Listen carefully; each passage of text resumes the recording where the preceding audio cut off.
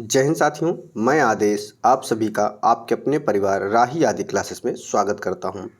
तो हम सभी सीटेट के लिए प्रैक्टिस सेट सॉल्व करने वाले हैं, जो कि आज का प्रैक्टिस सेट प्राइमरी लेवल का है। तो उम्मीद है आप लोग पूर्ण रूप से सहयोग करेंगे। क्लास को शुरू से अंत तक देखिएगा, समय कम हो थोड़ी स्पीड बढ़ा लीजिएगा। तो चलिए अब हम अपनी क्लास को शुरू करते हैं। निर्देश है, नीचे दिए गए गद्यांश को पढ़कर पूछे गए प्रश्नों, और प्रश्न संख्या है 91 से 98 तक, से सही या सबसे उपयुक्त उत्तर वाले विकल्प को चुनिए। अब हमारा गद्यांश शुरू होता है, आप सभी भी साथ में पढ़ते चलिएगा। हमें स्वतंत्र हुए 15 वर्ष ही हुए थे कि पड़ोसी चीन ने हमारी पीठ में छुरा भोंक दिया। उत्तर सीमा की सफ़ेद बर्फीली चोटियाँ शहीदों के खून से सनकर लाल हो गई। हजारों माँओं की गोदें सूनी हुई। हजारों की मांग का सिंदूर पुछ गया, और लाखों अभागे बच्चे पिता के प्यार से वंचित हो गए। गणतंत्र दिवस निकट आ रहा था। देश का हौसला पस्त था। कोई उमंग नहीं रह गई थी। पर्व मनाने की तब यह सोचा गया कि जानी मानी फिल्मी हस्तियां आयोजन में शामिल हों तो भीड़ उमड़ेगी। वहाँ कोई ऐसा गीत प्रस्तुत हो जो लोगों के दिलों को छूकर उन्हें झकझोर सके। फिल्मी चुनौती फिल्मी जगत तक पहुंची। एक नौजवान गीतकार प्रदीप ने चुनौती स्वीकारने का मन बनाया और गीत लिखना शुरू किया। लेकिन सुर और स्वर के बिना गीत का क्या। प्रदीप संगीत निर्देशक श्री रामचंद्र के पास पहुँचे। उन्हें गीत पसंद आया और रक्षा मंत्रालय को सूचना दे दी गई। 26 जनवरी का शुभ दिन आया। लाखों की भीड़ बड़ी उत्सुकता से प्रतीक्षा कर रही थी। तब तक जो धुन बज रही थी वह हटी और थोड़ी देर शांति रही। तभी उस शांति को चीरता हुआ लता मंगेशकर का वेदना और चुनौती भरा स्वर सुनाई पड़ा। ए मेरे वतन के लोगों, जरा आंख में भर लो पानी। समय जैसे थम गया। सभी के मन एक ही भाव, एक ही रस में डूब गए। गीत समाप्त हुआ तो लगभग 2 लाख लोग सिसक रहे थे। आंसू थे कि थमते ही न थे। ये रहा आपका गद्यांश। तो उम्मीद है आप सभी ने भी इस गद्यांश को पढ़ लिया होगा। अब चलते हैं इस गद्यांश से संबंधित क्वेश्चन की तरफ। तो क्वेश्चन क्या है कि ए मेरे वतन के लोगों डैश गीत के बारे में क्या सच नहीं है। इस गीत के बारे में क्या सच नहीं है, इसका हमें चयन करना है। मन्ना डे रे ने सुर दिया, श्री रामचंद्र ने संगीत दिया, लता मंगेशकर ने स्वर दिया, प्रदीप ने लिखा। तो क्या सही नहीं है? मन्ना डे रे ने सुर दिया। सुर मन्ना डे रे ने नहीं दिया है। तो ऑप्शन ए हमारा सही नहीं है। अगला क्वेश्चन है कि भारत में 26 जनवरी का पर्व मनाने की उमंग न रहने का कारण था। गद्यांश के से संबंधित ही क्वेश्चन पूछा जा रहा है कि 26 जनवरी का पर्व मनाने की उमंग न रहने का कारण क्या था। सैनिक के द्वारा मार्च पास्ट से इनकार, रक्षा मंत्रालय की अनिच्छा, चीन का दबाव, या हजारों युवकों का शहीद होना। तो राइट आंसर क्या है कि हजारों युवकों का शहीद हो जाना। क्या? हजारों युवकों का शहीद हो जाना। आगे चलते हैं हमारा अगला क्वेश्चन है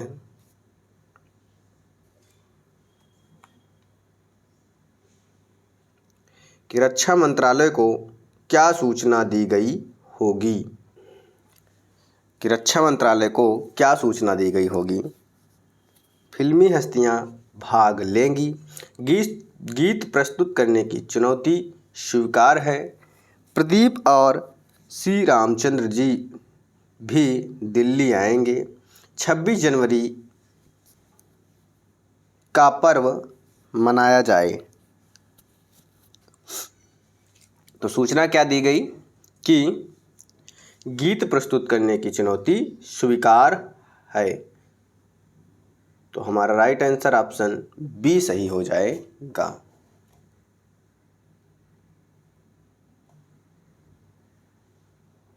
अगला क्वेश्चन है पीठ में छुरा भोंकना का अर्थ है आक्रमण करना, विश्वासघात करना, पराजित करना, युद्ध में घायल करना। तो पीठ में छुरा भोंकने का अर्थ होता है विश्वासघात करना। क्या होता है? विश्वासघात करना। अगला क्वेश्चन है कि जानी मानी फिल्मी हस्तियों को बुलाने का निर्णय क्यों लिया गया। भीड़ जुटाने के लिए, लता मंगेशकर का गीत सुनने के लिए, शहीदों को श्रद्धांजलि देने के लिए या गणतंत्र दिवस मनाने के लिए। तो जानी मानी फिल्मी हस्तियों को बुलाने का निर्णय इसलिए लिया गया था क्योंकि भीड़ जुटाने के लिए। क्या? भीड़ जुटाने के लिए हमारा सही उत्तर हो जाएगा। अगला क्वेश्चन है मांग का सिंदूर पुछ जाना, यानी मांग का सिंदूर पुछ जाना मुहावरे का अर्थ है विधवा हो जाना, वियोगिनी होना, अभागिन होना, अनाथ हो जाना। तो मांग का सिंदूर पुछ जाना का अर्थ या मुहावरा होगा विधवा हो जाना। क्या हो जाएगा? विधवा हो जाना।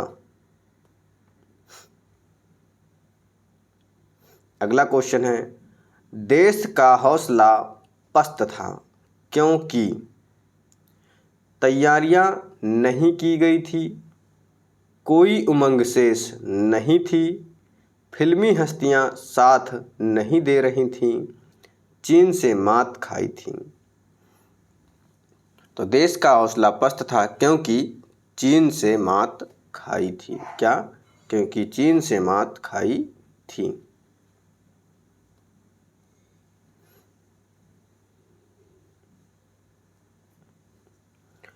उमड़ना क्रिया का कौन सा प्रयोग ठीक नहीं है। उमड़ना एक क्रिया है, उसका प्रयोग किया गया है और कौन सा किया गया प्रयोग ठीक नहीं है। नदी उमड़ आई, नदी उमड़ आई, दूध उमड़ने लगा, आंसू उमड़ चले, भीड़ उमड़ चली। तो यहाँ पर दूध उमड़ने लगा नहीं, दूध उबलने लगा होता है। तो ऑप्शन बी जो है वह ठीक प्रयोग नहीं है। अगला क्वेश्चन है निर्देश दिया गया है नीचे दिए गए प्रश्नों की संख्या कहाँ से है 99 से 113 के सही या सबसे उपयुक्त उत्तर वाले विकल्प को चुनिए। अब हमारा क्वेश्चन क्या है कि भाषा शिक्षण के संदर्भ में बाल साहित्य का उद्देश्य है बच्चों को जीवन कौशल सिखाना, बच्चों को भाषा के नियमों की जानकारी देना, बच्चों को उत्साही पाठक बनाने के लिए प्रोत्साहित करना या बच्चों को साहित्यिक विधाओं से परिचित करवाना। तो सही उत्तर क्या होगा कि भाषा शिक्षण के संदर्भ में बाल साहित्य का उद्देश्य होता है कि बच्चों को उत्साही पाठक बनाने के लिए प्रोत्साहित करना। यानी राइट आंसर हमारा ऑप्शन सी सही हो जाएगा।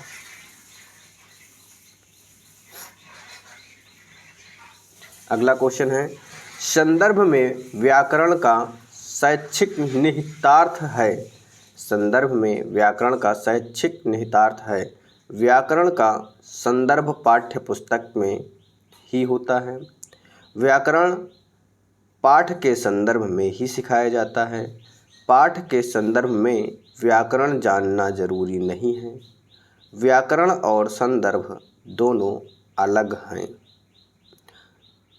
तो राइट आंसर क्या होगा? संदर्भ में व्याकरण का शैक्षिक निहितार्थ के बारे में पूछा गया है, तो जो सही उत्तर होगा व्याकरण पाठ के संदर्भ में सिखाया जाता है, यानी सही उत्तर हमारा ऑप्शन बी हो जाएगा। अगला क्वेश्चन है कि बच्चों को कहानी सुनाने की उपयोगिता सिद्ध होती है कहानी कहने के तरीके द्वारा, कहानी में गुथे हुए नैतिक मूल्यों के आधार पर, कहानी से मिलने वाली ज्ञान विज्ञान की जानकारी द्वारा, कहानी से मिलने वाली सीख द्वारा।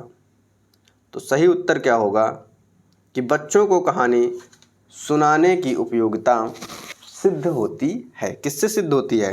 कि कहानी कहने के तरीके के द्वारा। पता चला कहानी आपको आ रही है, आप अच्छे तरीके से व्यक्त ना कर पाएँ तो नहीं हो पाएगा। तो इसलिए हमारा राइट उत्तर ऑप्शन ए सही हो जाएगा। अगला क्वेश्चन है, अवलोकन को आकलन का भाग तभी कहा जाता है या तभी कहा जा सकता है जब अवलोकन जब अवलोकन प्रतिदिन प्रत्येक बच्चे का किया जा रहा हो, लड़के लड़कियों का अलग अलग किया जा रहा हो, अनिवार्यतः औपचारिक रूप से किया जा रहा हो या नियमित रूप से किया जा रहा हो। तो सही उत्तर क्या हो जाएगा कि नियमित रूप से किया जा रहा हो। क्या? नियमित रूप से किया जा रहा हो।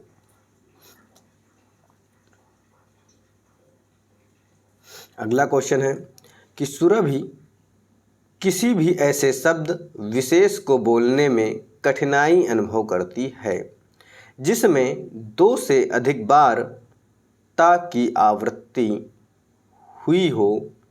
आप उससे या उसे क्या कहेंगे? ऐसे शब्दों का विकल्प ढूंढ कर देगी, ऐसे शब्दों को बार बार सुनने के लिए कहेगी, बोलते समय इस ओर ध्यान न देने के लिए कहेगी या ता वाले शब्दों का बार बार उच्चारण करवाएगी। तो क्या होगा कि सही उत्तर क्या हो जाएगा कि सुरभि किसी, क्वेश्चन को एक बार और पढ़ लेते हैं कि सुरभि किसी भी ऐसे शब्द विशेष को बोलने में कठिनाई अनुभव करती है। जो सुरभि है वो कठिनाई अनुभव करती है किसी शब्द को बोलने में। तो उत्तर क्या होगा? ता वाले शब्दों को बार बार उच्चारण करवाएगी। तो सही उत्तर क्या हो जाएगा? Option D. ता वाले शब्दों को ही बोलने में उसे कठिनाई हो रही थी, तो उसे क्या होगा?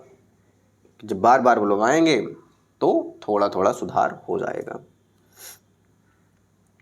अगला क्वेश्चन है कि प्राथमिक स्तर पर भाषा का आकलन करने में सर्वाधिक सहायक है। प्राथमिक स्तर पर भाषा का आकलन करना है जो सर्वाधिक सहायक हो। पोर्टफोलियो, नाटक का मंच, वीडियोग्राफी, लिखित परीक्षा। तो क्या होगा? पोर्टफोलियो हो जाएगा। क्या हो जाएगा? सही उत्तर हमारा पोर्टफोलियो हो जाएगा।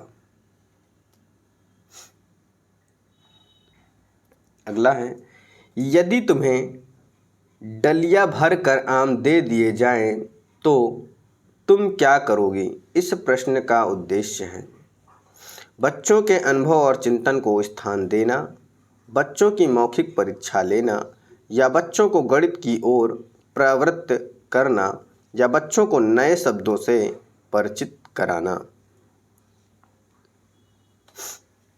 तो क्या हो जाएगा कि बच्चों के अनुभव और चिंतन को स्थान देना। तो राइट उत्तर ऑप्शन ए सही हो जाएगा।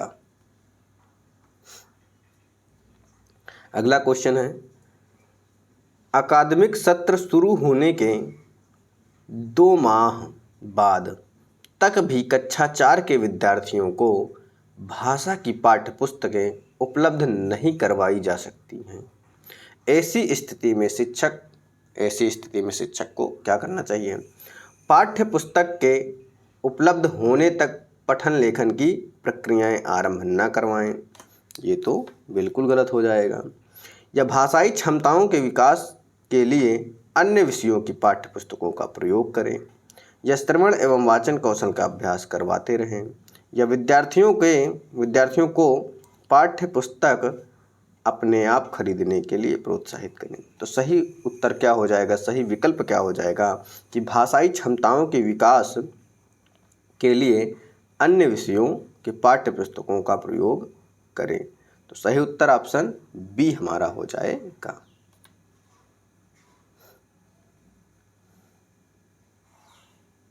अगला क्वेश्चन है कि भाषा शून्य में विकसित नहीं होती। इसका शैक्षिक निहितार्थ है कि भाषा सीखने के लिए डैश अनिवार्य है। तो भाषा सीखने के लिए क्या अनिवार्य है?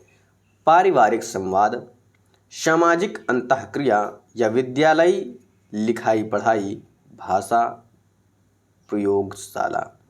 तो क्या है? सामाजिक अंतःक्रिया। सही उत्तर क्या हो जाएगा? सामाजिक अंतःक्रिया।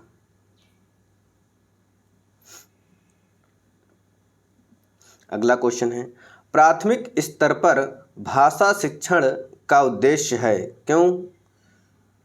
प्राथमिक स्तर पर भाषा शिक्षण का उद्देश्य है बच्चों को किसका? व्याकरणिक नियमों को कंठस्थ करवाना, अक्षरों की बनावट के प्रति सचेत करना या सहज अभिव्यक्ति का अवसर देना या मातृभाषा की लिपि की पहचान करवाना। तो सही उत्तर क्या हो जाएगा कि सहज अभिव्यक्ति का अवसर देना। क्या? सहज अभिव्यक्ति का अवसर देना।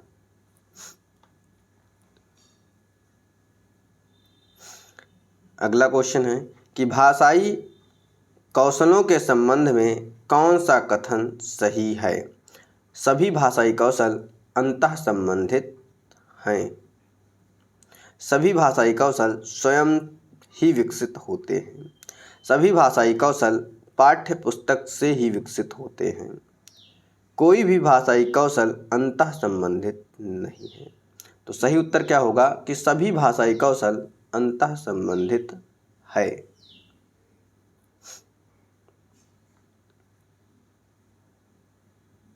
अगला क्वेश्चन है पढ़ लिख कर समझना कुशलता का विकास करने में सबसे कम महत्वपूर्ण है। पढ़कर समझना कुशलता का विकास करने में सबसे कम महत्वपूर्ण है। कौन सा विकल्प है जो सबसे कम महत्वपूर्ण है? कहानी का अंत बदलवा देना, कहानी पर आधारित व्याकरण समझाना या कहानी को अपनी भाषा में कहलवाना या कहानी पर आधारित प्रश्न बनवाना। तो सही उत्तर क्या हो जाएगा कि कहानी पर आधारित व्याकरण समझाना। तो ऑप्शन हमारा बी सही हो जाएगा। अगला क्वेश्चन है कि निम्नलिखित में से कौन सा कथन प्राथमिक स्तर पर भाषा सीखने के एक महत्वपूर्ण उद्देश्य की ओर संकेत करता है? गणित के पाठ्यक्रम के अनुरूप हिंदी में संख्याएं जानना, संज्ञा सर्वनाम विशेषण और वचन की शुद्ध पहचान करना। ऑप्शन सी है भाषण वाद विवाद और कविता पाठ से भाग लेना। ऑप्शन डी है भाषा को अपने परिवेश एवं अनुभव को समझने का माध्यम मानना। तो सही उत्तर क्या होगा? प्रश्न एक बार फिर से पढ़ लीजिए। निम्नलिखित में से कौन सा कथन प्राथमिक स्तर पर भाषा सीखने के एक महत्वपूर्ण उद्देश्य की संकेत करता है?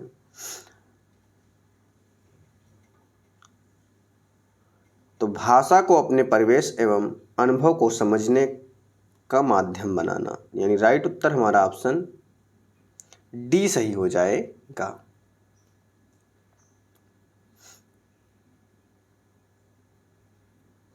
अगला क्वेश्चन है कि भाषा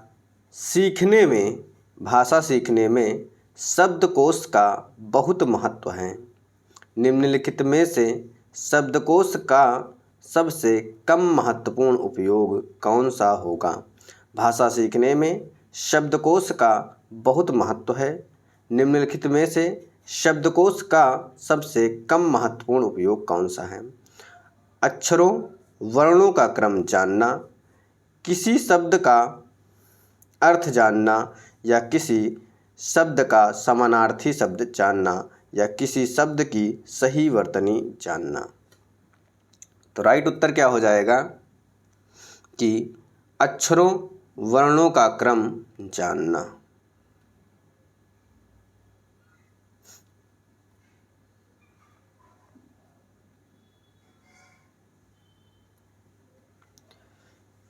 अगला क्वेश्चन है, जब बच्चे भाषा से भिन्न कोई विषय पढ़ते हैं, जब बच्चे भाषा से भिन्न कोई विषय पढ़ते हैं तो वे साथ साथ भाषा भी सीखते हैं और साथ साथ परीक्षा की तैयारी भी करते हैं। केवल अवधारणा ही बना पाते हैं या केवल विषय ही पढ़ते हैं? जब बच्चे भाषा से भिन्न, भाषा से अलग कोई विषय पढ़ते हैं तब तो क्या होता है कि साथ साथ भाषा भी सीखते हैं। क्या वो साथ साथ बच्चे भाषा भी सीखते जाते हैं। अब आता है एक गद्यांश और है। इस गद्यांश को पढ़ना है और क्वेश्चन 114 से 120 तक के सही उपयुक्त विकल्प का चयन करना है। तो आप सभी इस गद्यांश को भी पढ़िएगा साथ साथ। तो गद्यांश को एक बार पढ़ते हैं, फिर इससे संबंधित क्वेश्चन को देखते हैं। आप सभी भी इस गद्यांश को पढ़िएगा। बारिश के लिहाज से वह साल ठनठन गोपाल था। खेतों में जैसे तैसे धान रोप दिया गया था, लेकिन तेज धूप ने उसे झुलसा डाला था। सावन सिर पर था और बादल लापता कि तभी एक उमसती हुई रात में बिजली कड़कने से नींद खुली। थोड़ी देर में झिसियाँ पड़ने लगीं। चारपाइयाँ आंगन से उठाकर भीतर कर ली गईं, लेकिन हवा गुमसुम थी और गर्मी ज्यों की त्यों। लिहाजा वह रात रत जगे में ही गई। सुबह हुई तो लोग धान बच जाने को लेकर ऊपर वाले का शुक्रिया अदा करते दिखे। बरसात रात वाली रफ्तार से ही जारी थी, न उससे धीमी न तेज। आसमान समतल और तकरीबन सफ़ेद था। बादल बीच बीच में जरा सा गुर्रा कर खामोश हो जा रहे थे। आगे देखते हैं, बाकी का गद्यांश इस पेज पे है। गुर्रा कर खामोश हो जा रहे थे, ये था। स्कूल का टाइम हुआ तो हम जैसे ढीलों ने एक तरफा तौर पर रेनी डे मनाने का फैसला किया, जबकि पढ़ाकुओं ने बस्ता लादा और सुपरिचित रास्ते पर बढ़ चले। थके हारे पढ़वइये शाम को लौटे तो उनकी हालत कटे खेत में पानी भरने पर भागे चूहों जैसी थी।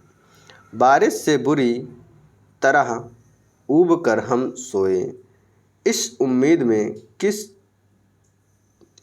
में कि कल नीला आकाश देखने को मिलेगा। तो यह रहा आपका एक गद्यांश।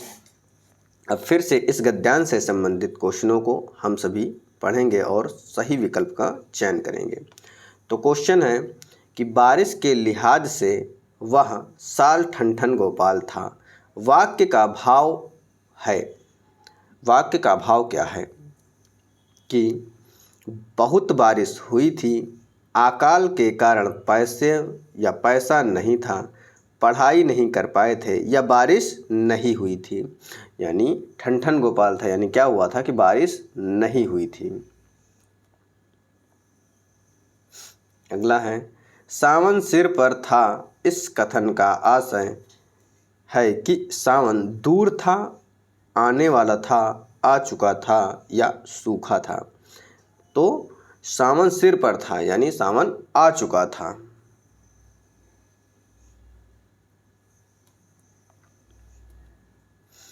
अगला क्वेश्चन है गद्यांश के आधार पर कहा जा सकता है कि अगले दिन लोग तेज बारिश के न होने से खुश थे।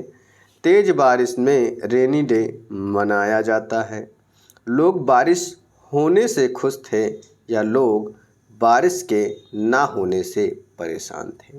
तो क्या है, लोग बारिश होने से खुश थे। तो क्या है, लोग बारिश होने से खुश थे क्योंकि बारिश का अकाल पड़ा था।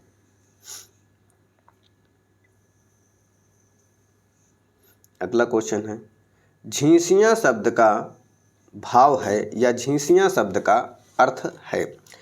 तेज फुहारे, तेज बूंदाबांदी, बहुत हल्की बूंदाबांदी या मूसलाधार बारिश। तो झींसियाँ का अर्थ होता है बहुत हल्की बूंदाबांदी। अगला क्वेश्चन है कि हम जैसे ढीलों ने एक तरफा तौर पर रेनी डे मनाने का फैसला किया। वाक्य में लेखक ने अपनी किस विशेषता को बताया है। पढ़ाई में पिछड़े, हर्षोल्लास से त्यौहार मनाने वाले, दिमाग से कमज़ोर या बारिश का मज़ा लेने वाले। बारिश का मज़ा लेने वाले। तो सही विकल्प क्या होगा कि लेखक ने अपनी किस विशेषता को बताया है कि पढ़ाई में पिछड़े होने का। किसका? पढ़ाई में पिछड़े होने का। अगला क्वेश्चन है किन लोगों ने रेनी डे नहीं मनाया। जो पढ़ाकू थे, जो डरपोक थे, जो भीगना नहीं चाहते थे या जो बारिश से बचते थे। तो रेनी डे कौन से लोग नहीं मनाएंगे? जो बहुत पढ़ाकू होंगे क्योंकि वो स्कूल जाएंगे। तो राइट आंसर ऑप्शन ए सही हो जाएगा। अब आता है हमारा आज का लास्ट क्वेश्चन यानी प्रैक्टिस सेट का 30वां क्वेश्चन है, जो 30 क्वेश्चन ही आते हैं। तो सावन सिर पर था और बादल लापता। वाक्य है क्या? सावन सिर पर था और बादल लापता। यह वाक्य कैसा है? सरल वाक्य है, संयुक्त वाक्य है, मिश्र वाक्य है या संकेतवाचक वाक्य है? तो यह वाक्य है संयुक्त वाक्य है। क्या? और से दो शब्द हैं यानी दो वाक्य हैं, सॉरी क्या, दो वाक्य हैं। यह और से जुड़ा हुआ है, और एवं तथा आदि से जुड़ा है। तो क्या है? संयुक्त वाक्य है। क्या है? संयुक्त वाक्य है। तो हमारा राइट आंसर ऑप्शन सी हो जाएगा। तो उम्मीद है आप सभी को यह क्लास पसंद आई होगी। आप सभी से रिक्वेस्ट है कि आप सभी अधिक से अधिक सहयोग करें। तो आज की क्लास को यहीं पे समाप्त किया जाता है। आप सभी का इस क्लास में जुड़ने के लिए बहुत बहुत धन्यवाद।